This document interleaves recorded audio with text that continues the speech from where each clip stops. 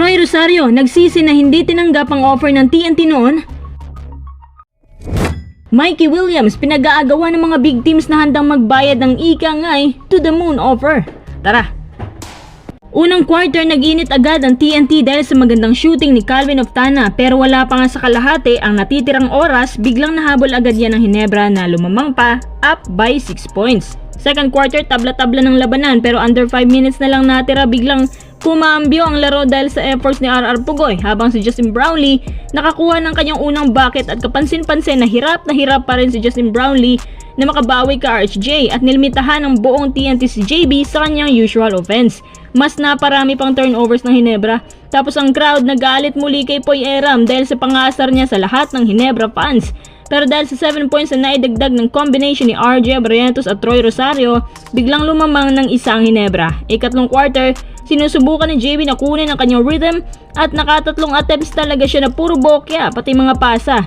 At yun nga rin ang dahilan kaya biglang TNT na naman ang lumamang ng almost 3 minutes lang, plus lagi pa silang nakapagpasabit ng foul. Si Poy Eram, ang ganda naman ng moves niya for 2. Kaya todo asar na naman sa crowd. Habang sa kabila, pinaupo naman si Troy Rosario ng 3 minuto dahil sa kanyang malagkit na siko kay Calvin Oftana. Sa pagkawala ni Troy na iwan ng bahagya ang Ginebra down by 5. Habang papatapos na ikatlong quarter si JB, ganun pa rin ang laro niya. Kahit mga short distances na mga jumpers, ayaw may pasok.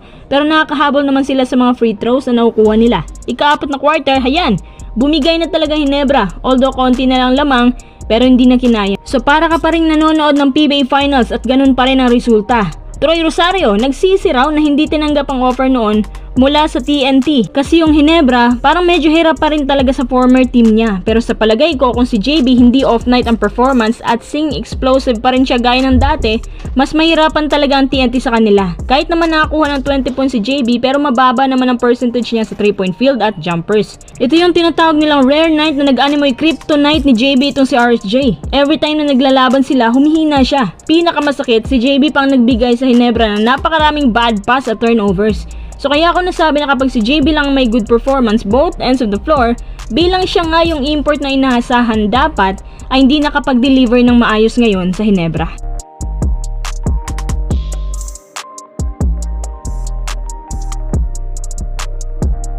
Mikey Williams nagmistulang celebrity dahil pinag-aagawan po siya ngayon ng dalawang team sa PBA. Ano kayang pipiliin ni Mikey? Yung team na kumuha sa kanya para palaruin sa SGA?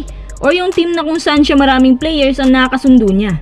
Usap-usapan ngayon na may dalawang teams na pala naghihintay sa kanyang go signal nung sinabi na to na gusto daw niyang bumalik sa PBA. Well, ang totoo niyan, wala na siyang ibang choice kundi ang bumalik sa PBA. Akala kasi niya may kukuha sa kanya sa KBL or B-League. Kasi nga mataas daw ang tingin niya sa sarili. Marami ang nakakaalam na si Mikey practical sa basketball.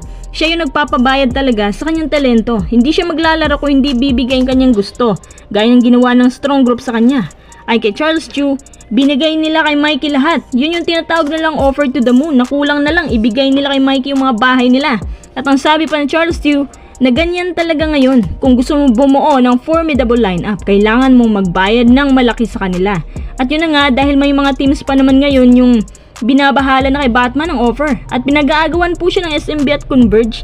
Namataan kasi sa isang game sa EASL na parang may mga ilang players mula sa SMB ang panay lapit at tila magkalapit nga sila na magkaibigan. Ang dalawang teams din na ito ay pinaninindigan na kaya nilang magbayad ng kahit gaano kalaki ang halaga basta't makuha lang nila to.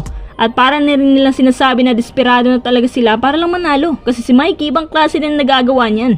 2 titles agad yung naibigay niya. At ito yung sinasabi ng TNT na kaya raw lumalaki ang ulo ni Mikey dahil sa mga offers na ganyan.